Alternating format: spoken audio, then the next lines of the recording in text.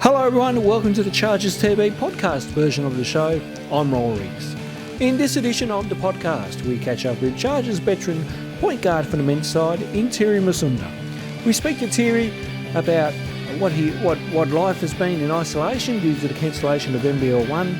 We talk about his playing career from juniors right up to now. And we also find out a little bit more of his music career as well too. All that and more here on the Chargers TV podcast. Tiri, obviously we're here at your little venture here, and this is where kind of the magic happens with your music, doesn't it? It is indeed, Ron. You've stepped into the studio, so this is where the fire is cooked up. I should say the kitchen is cooked. What would I say? The food is cooked up in the kitchen. But yeah, this is the little humble studio that we have here. So we'll get the podcast rolling, I suppose. Yeah, I know. I'll start off with obviously the music side of things. Obviously, we'll just knock this out of the way and get it over and done with. I can see you've got a keyboard here. You've got mics. You've got everything around here too. So is this something you like doing in your spare time? Is this something that fans don't know about, or I think fans have seen really the music side of things in bits and pieces, but not as. That's it. Well, I think everybody knows I sing because that's something that happened in front of, I think it was about 5,000, well not 5,000, maybe about 3,000 to 5,000 people in front of at the deck, which was pretty nerve-wracking. That'd be the biggest audience that I've ever performed to. Yeah. But I do it as a hobby, in my off time, and just like making music whenever I have a spare moment. So yeah, it's a good pastime. Can I quickly ask about that 2018 preliminary final against Geelong? No one had no idea besides BJ, and I think you only worded up game night commissioner Josh Byrne, I think a few minutes beforehand, that you were going to come out and sing the national anthem, and Stewie had no idea. Yeah, he had absolutely no idea. So when when everybody was called up to line up and sing the anthem, and they said we have a local guest here performing tonight, and I walked through. I sort of walked by Stewie, and he was looking at me. I looked at him, and he was just like, "What the are you doing?" So, I mean, luckily we won that game. Otherwise, I reckon everything would have been put on me for acting a fool and singing the anthem before the game. So, no, it turned out really well, and it was a great game in the end. So. We'll touch on that a little bit later. Let's talk about your junior career, and I'll condense this down because when we did this the first time, we'll quickly just mention we did this the first time and had technical issues. So this time we're doing it at your place, and again, great setup.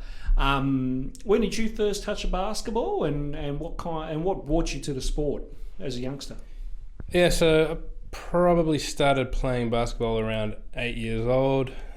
Just hanging out with my older brother. He had some mates that would play basketball. They'd go down to, I was living in Glenorchy at the time, and they'd go down to Goodwood Primary School and play basketball there. So I usually just sort of tag along, and I usually got beat up pretty badly because they were 4 years older than me, but I think it taught me some good lessons and sort of introduced me to the game that I play now. So yeah, and from there, Tiri, obviously you went through the system, and then of course you were able to represent state as well too. Yeah, so I tried out for state, the state team in under 16s bottom age, but at the time I wasn't really 100% basketball, so I think I dropped out of the tryouts halfway through, and then the year later, I tried out again. I was sort of playing regional and club basketball, and made the state team, the top age 16s, went away to nationals, and really realised, what it was going to take to improve my skills and be as good as the nation's best. So that's really the moment where I sort of kicked into gear and started taking basketball a little bit more seriously. Were you playing any other sports throughout your childhood? I was, yeah. Up until about 15, I was playing soccer. Soccer was my other love. I played that at school and for club, and really enjoyed it, actually. If I hadn't have if I had have had a bit more time, I would have loved to have played both. But you get to that age where you don't have the time and you have to sort of pick one or the other. And basketball was slightly a bit more fun for me, I guess. So I picked that, and it's worked out pretty well. The experience of playing at National Junior Championships and going up against the other best talent around the country? Yeah, that was epic. I remember my bottom age 18s when I made the state team, going up against guys like Paddy Mills at the time, who was just probably he's like 10 levels above everybody else in terms of skill and just raw athleticism. Quick, one of the quickest guys I consider myself quick, but watching him dribble the ball, run up and down the court, like he's on another level.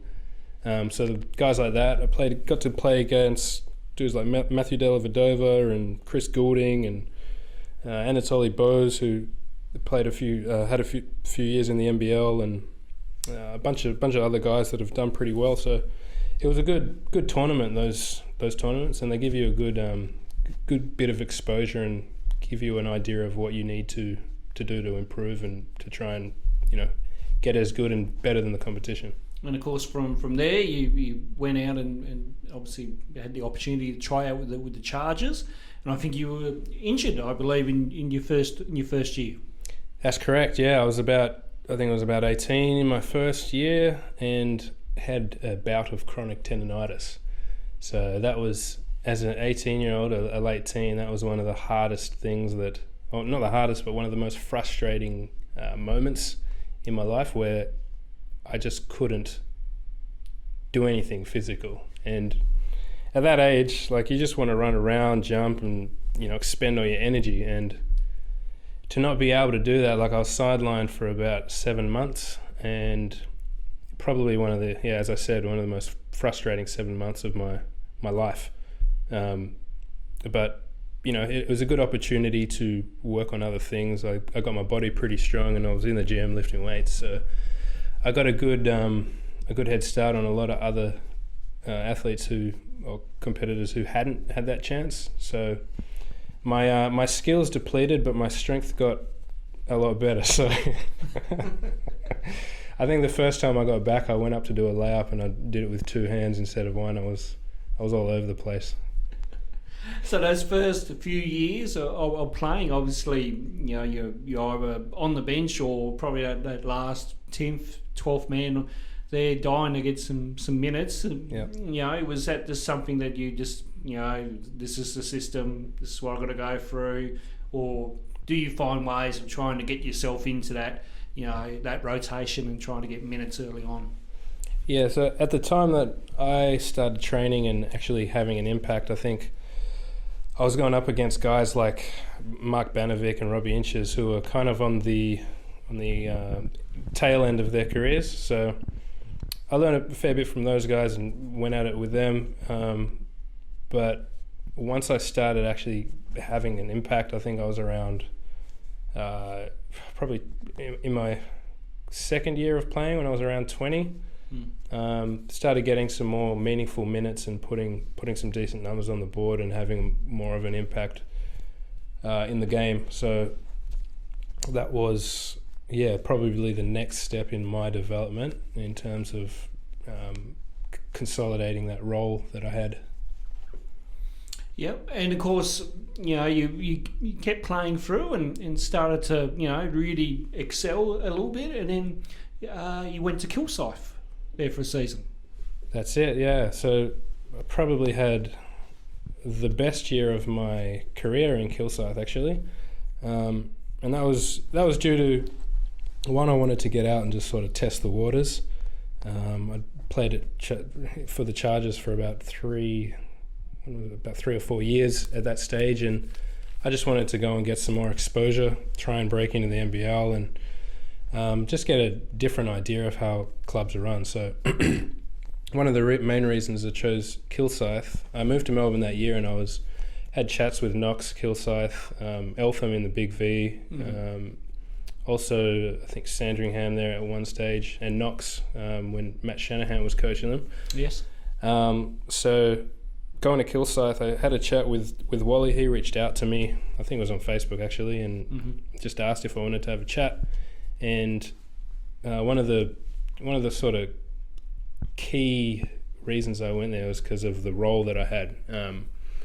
They didn't have a point guard, and I was going to be taking on a pretty big responsibility, which I think I was ready for. And I really wanted to sort of hold down that point guard spot and give myself a chance to really compete at that level and try and show what I got. So I think I did that pretty well that year. I had pretty much highest numbers in every category for my career. So that those results led to some options at the end of that season, which you're probably going to ask me about very shortly.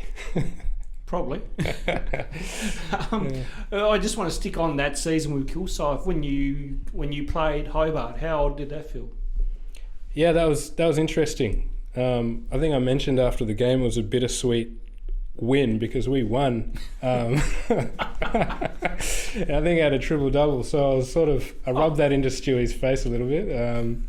But yeah, I mean it was fine. Like the guys, I'd played with the dudes who are on the Chargers for the previous 2 years, so it was a bit of good banter on the court, back and forth. But I mean, you always want to win, and I don't think those guys were too happy with me and Kilsyth getting the upper hand. So, certainly not. Now, after the end of that season, I believe you had some trials with NBL clubs. That's it. Yeah. So I got a message from Adam Ford, that's the one. From Perth. He just hit me up on Facebook and basically asked if I wanted to go and try out. I think it was about 5 days after the SEABL season ended. And yeah, I flew out there and I had spent a week with Perth. Awesome facilities, awesome club and association.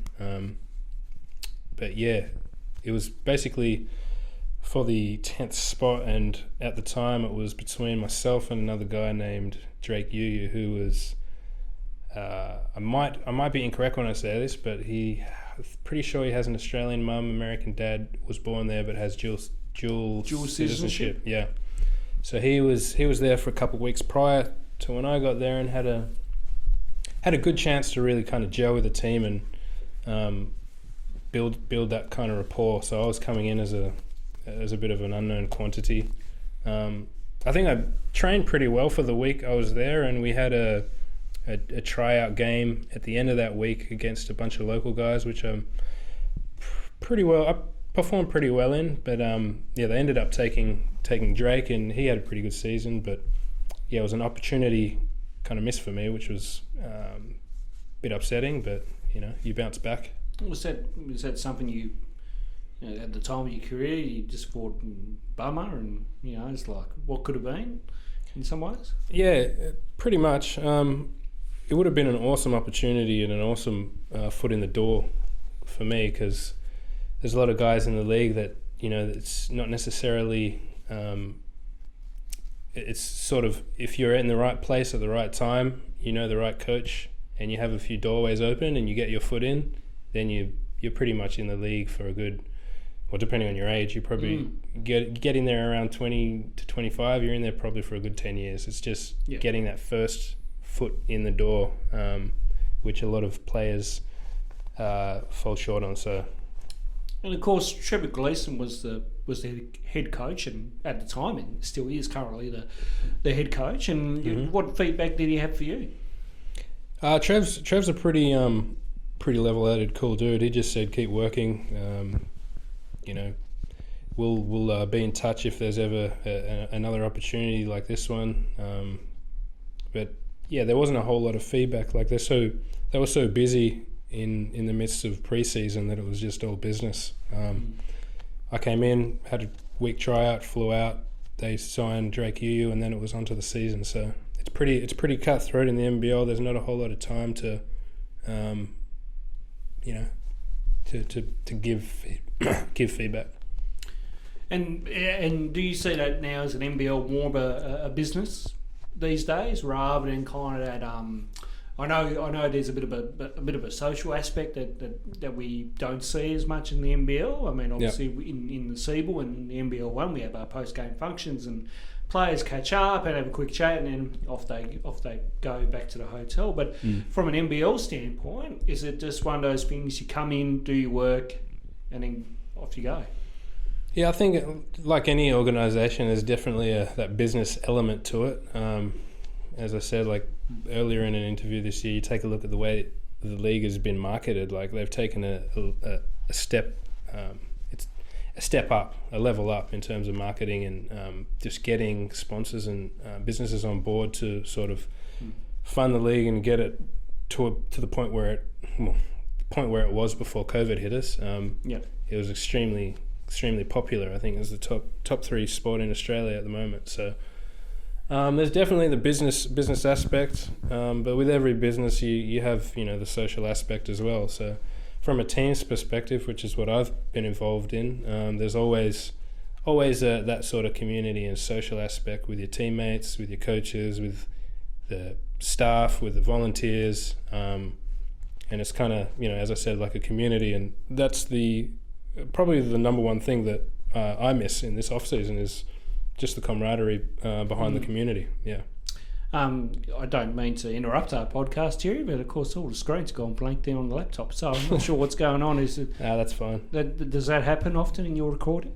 Yeah. It's easier to think when the screens are off already. Oh, okay. fair enough too. It's still working. Oh, there you go. Your screen's popped back up. Yeah. Oh, yeah. No, very good. So obviously from that NBL experience, you come back, and then obviously now you spend the rest of your time here in Hobart. What has that been like personally for you? And there's been highs and lows within this that 6-year period. Yeah. But what do you take out of that? Because you're now 31, and you're on the verge of, I don't know how many seasons you got left in you too. I mean, but looking back on the last 6 years, what stands out for you?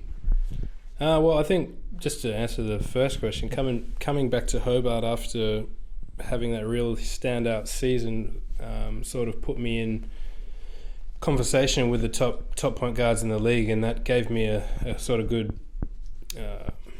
pedestal to come back here and lead the team a little bit more than I had in the past. So that was good from that respect. Coming back and having more of an impact. I think easily the best moment in the last 6 years of playing SEABL was the 2018 championship run. We probably could have had it the previous 2 years, but as you know, like once you get to the finals, that top 4 bracket, anything can go. It can go any way because it's just sudden death. There's no 3-game or 5-game series in SEABL. It's just you finish top 2, you get a second chance, but if not, you're done. So Stewie's always. Sorry to cut you off there, but I know Stewie has spoken about in previous years and has said this in the media that he would love to see a 3-game series in the finals of SEABL. Were you and you mentioned about, well, there was no. It's one game and it's it's either go for it or go home. Yeah. So would you have liked to seen something like a 3-game series or something within the playoff system there for SEABL? Is that something that maybe NBL one can look at further down the track? I personally like the 3-game or 5-game series, but I also like the knockout because you get an advantage if you finish top 2 because you get one game. You can lose a game and still be in the running. So it really puts an emphasis on performing well during the season because the higher you place, the better chance you're going to have for winning the playoffs. So I do like that respect, but it's too easy for a team to get hot on any given night. So I think playing a series really determines who is the better team overall. Okay. I'd probably go the series route. Because the SEABL and NBL One have shown that any team can win on any given night, and this goes to show how even the league has been over a certain amount of period of time. Yeah, that's definitely right, and I think there's been so many games where we've been playing, maybe the bottom tier team, and we're coming in as favourites, and we get done. So you really got to be ready to go and take every game as not a light game, and come prepared. The 2016 and 2017 seasons, obviously two awesome seasons that really built into the 2018 championship run. Was there anything lacking from those two teams, or were you guys content with the teams that you had in those two seasons of 2016 and 2017? Made the conference final in 2016, fell short in the preliminary final in 2017, where Dandenong went on to win the Southern Conference over Ballarat. Yep. But was there anything lacking, or was it, or you guys yep, we've got this awesome team, we're not lacking in any department? I think and not to take away anything from Tommy Garlick, because he's an awesome player, but that 2017 year we had a really good chemistry, and I've always said this to Stewie about bringing players in just for games and not trainings. It's very hard to maintain a good chemistry going into a game situation, because everybody knows their roles when you're playing at training. And when you have a player come in just for games, it's quite hard to gel and to get everybody on the same page, because obviously roles change once the player comes in. So I think that 2017 year there was a bit of an example of that with Tommy coming in. As I said, nothing against Tommy. He's an exceptional player. I think he averaged about 20 and 10 when he did come in, but just that sort of unfamiliarity with him playing with the team not during the week hurt us a fair bit. So I don't think it's that we lacked. We probably had too much. Okay. Probably had too much that year. 2016, I can't even remember. That's I'm too old for that, Ronnie. My memory's done. Jared Weeks, Shane Southwell. Oh yeah, that's right. Yeah. Just to trigger your memory here a little bit. Yeah, that year we had a much smaller roster. Yeah, you played a lot of small ball that season. A lot of small ball, and we had moments where we were unstoppable, but we didn't. I don't think we had a really consistent run where, or consistent moments where we were like, we're the best team in the league and we can maintain this for the whole season. There were moments where we were like, we're the best team in the league, but it wasn't consistent. Okay. Yeah, so it's probably the difference between those 2 years and 2018. All 2018. Yeah, let's talk everything. About 2018. Yeah. All right. 2018, obviously, bringing a load of guys, which really complemented obviously the rest of the team, and the camaraderie off court, that helped big time as far as in working together on court for our trainings and games, and getting through some tough periods there, and also some tough games down the stretch. And I remember some of those games, watching them throughout the season, and big shots after big shots, and really you guys just stick together and stick with the process. Yeah, that was a special year. I think we had just the amount of just different skill on the team really complemented the bigger picture, because I think that year, you got Craig, you got Zach, you got Trey, you got Moo, you got all these dudes who can score, but they also were able to play a role, and we all knew exactly, at any given time in the game, for example, who's going to have the ball. Trey was excellent at creating and finishing off games, and at that level he's just dynamite. Probably the best scorer in the league at the time, I'd say, off the dribble pull up.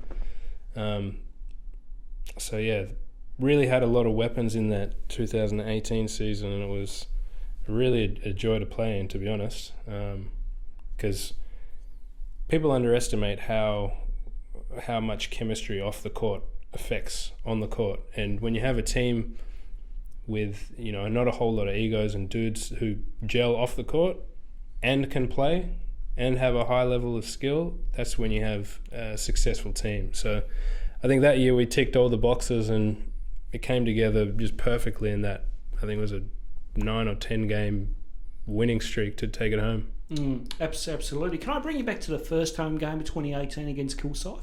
Sure. Where we lost that game, but I felt like, I think myself and JB had mentioned this in our weekly wrap-up show that we do on our YouTube channel, that we felt like you guys were a little bit too individual, like one of you guys were trying to be the man to bring the home crowd in and try to win it. There seemed to me some chemistry issues within that first game. Do you agree, disagree?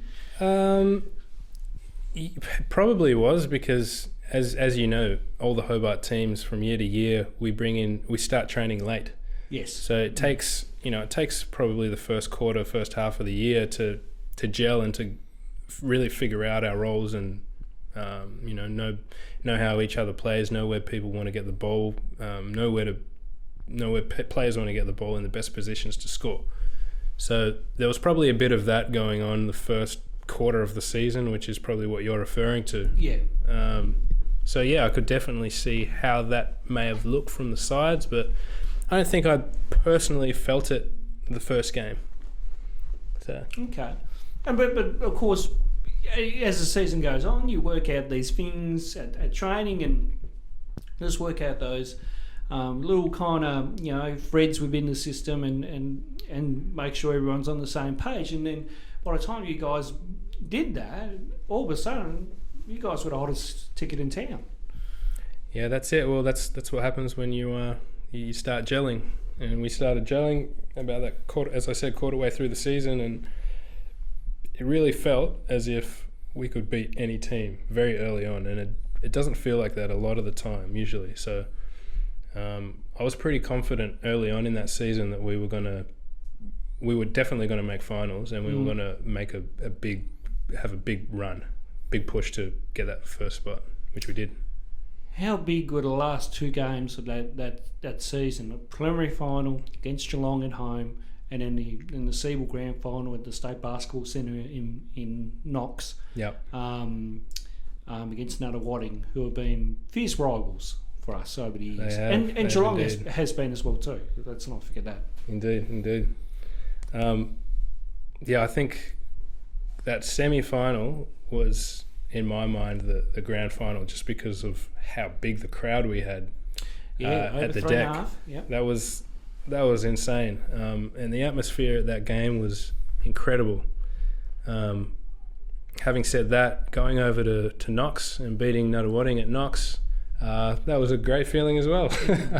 So I think getting to that final buzzer and I think around the three-quarter mark, halfway through the three-quarter mark in the grand final was when I pretty much knew we had it, because I think we got up by about 10 to 15 and we had all the momentum. And once that siren went, it was just a euphoric moment of just all this weight off your shoulders, especially from the last 5 years of no run and no championship. So it was a really, really, really great moment, and something that I won't forget for a long time, or ever forget. Very satisfying for you, but very satisfying for the whole entire club. It was like we had supporters there at that game, we had board members over at that game. Yeah. Me and JB were hosting a watch party at the casino. I remember that, yeah. Watching from thousands of kilometres away. And the community were right behind you guys. Did you feel like this is like the Hobart Chargers, a great community city team that just go out there and play for each other every week, but also to want to reward the fans, because obviously the fans did a great job of turning up in droves over the season. Exactly, and that's why that's why we play. We play for the fan. Like, as much as we play for ourselves, we play for the fans, and it wouldn't be anything without having people watch.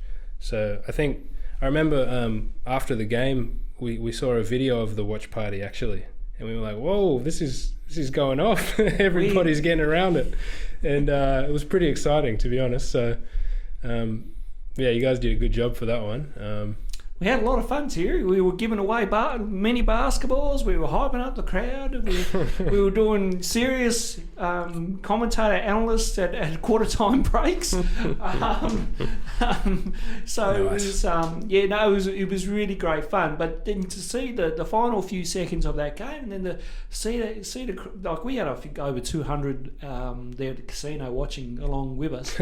That's awesome. But then to hear the big roar just gave me chills. Even announcing you guys as SEABL champions gave me chills. Yeah. So, but when you guys look at it from a player's perspective, like, as you say, that's pretty cool. Like, that's what we want to, that's how we should reward the fans. Exactly. And that's, I think being we're considered rural, but I mean, it's Hobart, it's a city.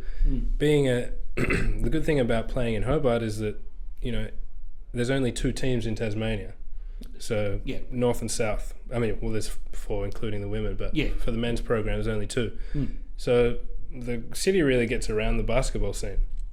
Over in Melbourne, when you're playing there, like, for example, when I was at Kilsyth, they usually got maybe 200 people to a game at best. Okay. But that's because Southeast Melbourne has about 5 clubs. You got Knox, you got Kilsyth, you got Ringwood, and all the big V champ teams. So it's really great playing in a city like Hobart, because you do have that community behind you, and the fan base is probably a bit higher than what you would if you played in one of those suburban teams in Melbourne. So it's always good to play in front of loyal fans. What's ahead for you now? Obviously 31, and the NBL one cancelled this season due to COVID-19, and we're all disappointed the season didn't go ahead. But good things are coming along well now. With restrictions lifting soon, and everyone getting back to play. But for Tiri Masunda, what does the future hold for you? Have you got a little bit more left in the tank? Oh, Ron, I've always got something left in the tank. You know this. I do. I think I mentioned last week, JB's asking me every week when I'm retiring. I tell him every year, this year, and it never happens. So, I mean, I got a bit left in the tank, and I'll play for as long as my body lets me. At the moment, it's feeling pretty good, and especially having this time off in the off season, it's been a great chance to sort of work on the niggling injuries and get them out of the way. So body's feeling pretty good. How much longer I go for is dependent entirely on the body, and whether or not the coach wants me to play. Watch this space. Watch this space. What has been the fun thing to do in the Tiri Masunda household here during isolation? Well, I've been making a bit of music, so I've got that hobby back going. Apart from that, just staying fit, trying to maintain health. I've taken up a bit of running around the mountain. I think I said last year where I got a dog now, so I'll just take the dog for a run and run around tracks, see some waterfalls, breathe some fresh air, that sort of thing. So mostly just keeping fit and keeping active. All right, let's quickly knock out a few random questions here as we wrap this up too. All right. Favourite venue to play in outside of here?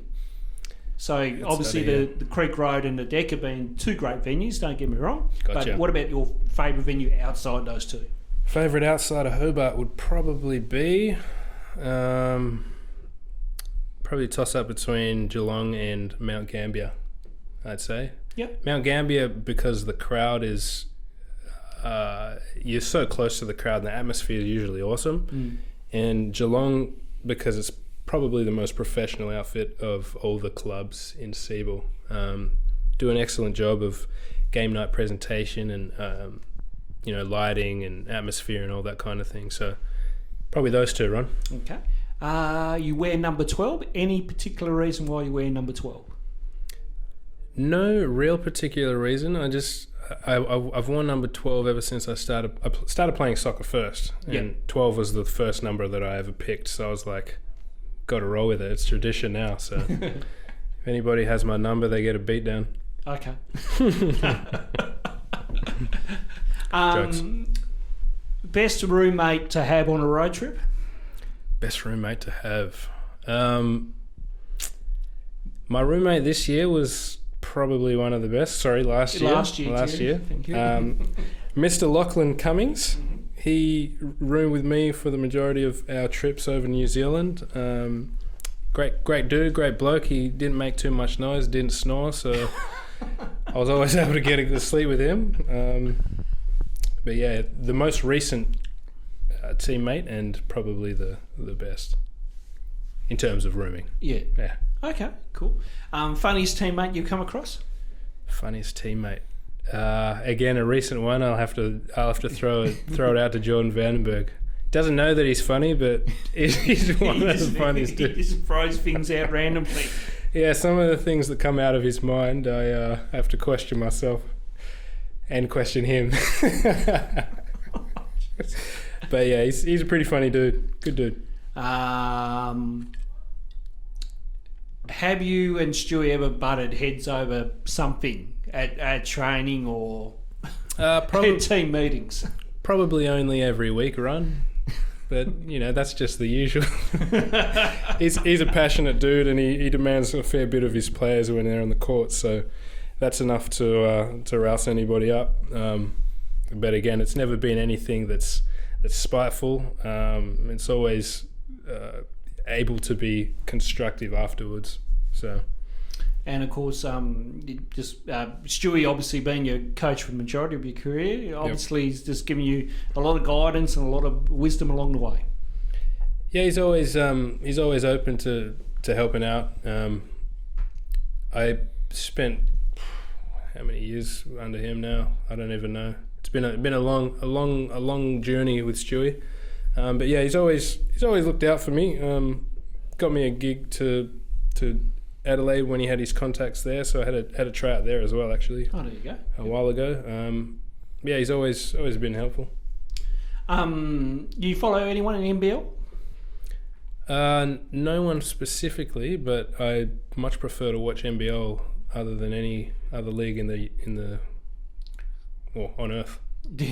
So the NBA doesn't appeal to you as much nowadays, or?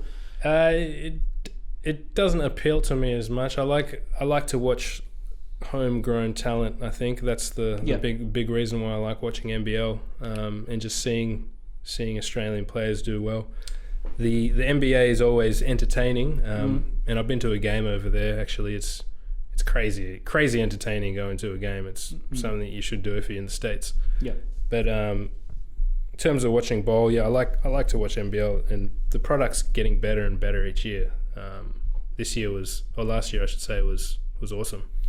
Next best young talented player to come out of Hobart. We got a couple. The next best. Well, who would be the next best? Ooh, that's a hard one. Just thought I'd throw that at you. The players that I know, if they keep their heads screwed on and work hard, and get over the next few years a bit more confident, I think Lockie has a good chance of having an impact. Mm-hmm. I think Jack Stanwix at the moment has proved that he can definitely have an impact. Whether or not he continues his development over the next couple of years is yet to be seen. But those two guys are the two young guns that in my view. Okay. And do you ever wake up every morning and realise how lucky and grateful you are for the opportunities that you had throughout your basketball career, and go, been lucky enough to play everywhere around Australia and win a couple of championships and that type of thing? Yeah, definitely. I think, so many things I've done and I can attribute to basketball. Like not only the on-court stuff and being able to play in different different states, different countries, and it's the community that you have and the friends and the relationships that you build over the year that you don't get unless you play basketball. And I tell my friends from time to time, if I didn't play basketball, I wouldn't see anyone. I'd just sit in the house. Basketball gets me out there, gets me into the community, and as I said, it's helped build a lot of close relationships and friendships that I've had over the years. So I attribute all that to basketball. Well, Tiri, you've had a wonderful career, and I hope it keeps going. Thanks, Ron. And of course, you and I have kind of done some work together early on, but that's the story for another. That's true. Another time. But thanks for coming on a mini podcast in isolation while we're in a bit of a break of actual YouTube television at the moment. Yeah, no worries. And thanks for bringing us out to your little mini studio here as well, but. No worries, Ron. I've got a question for you before you go. Okay. What is next on the agenda for Chargers TV? Good question. So myself and JB, we talk weekly about what we can do, and obviously these podcasts were a good idea. We have a list of players that we want to hit up next. So, gotcha. So we're looking to do a few more of them. Obviously, if you're on our social media with Chargers, you can see photos from we're pumping our photos from 2018 at the moment. Yep. We're putting up game highlights as a bit of a virtual season, and we put up some flashback Friday games, so games in full. We've done a bit of commentary there as well too. So we're getting a little bit out, but we're hoping for a bit more basketball news later down the track where we can get in front of the camera and talk to the fans about what's happening. Excellent. Sounds good. I'm looking forward to it. And awesome to catch up with Tiri there and speak a whole range of things, from on-court to off-court to his music and to what he's up to in isolation as well too. Always a pleasure and a joy to catch up with Tiri, talking all things basketball. All right, you can follow the Hobart Chargers on their social media. You can give them a like on Facebook. You can follow us on Twitter. You can follow us on Instagram. And you can subscribe to our YouTube channel so you can keep up to date with all the goings on here at the Hobart Chargers. We hope you enjoyed the podcast version of the show for this week. And we'll come back to you again soon with more right here on Chargers TV.